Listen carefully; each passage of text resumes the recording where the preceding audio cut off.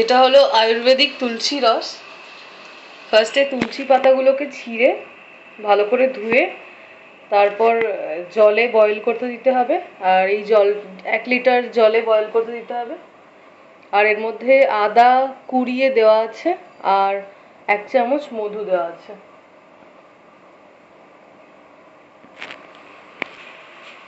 এটা প্রথম 10 minute high হিটে বয়েল করতে হবে। তারপর যখন জলটা ফুটে উঠবে তখন আস্তে করে হিটটা কমিয়ে দেবেন। তারপর টোটাল 20 মিনিট ওটাকে ফোটাবেন ভালো করে।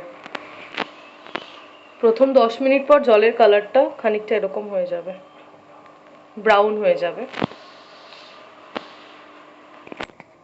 তুলসী রস বিভিন্ন কাজে লাগে। যেমন প্রথমত এটা রোগ প্রতিরোধ ক্ষমতা বাড়াতে সাহায্য করে, রক্তে লোহিত রক্তকণিকার সংখ্যা বাড়ায় এবং অ্যাস্থমা পেশেন্টের জন্য এটা খুবই উপকারী।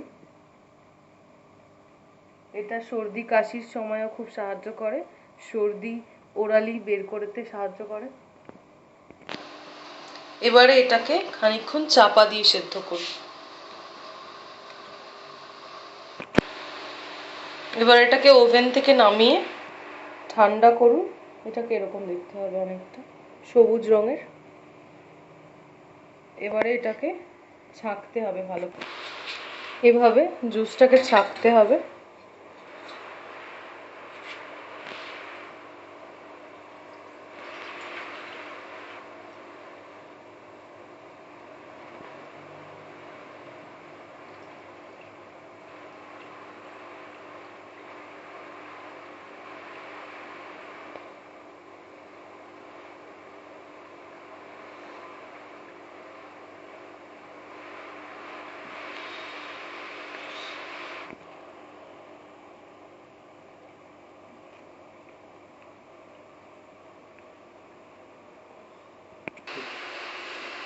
এবারে এই জুসটাকে, তুলসীর রসটাকে আপনি একটা বোতলে ঢেলে নিন।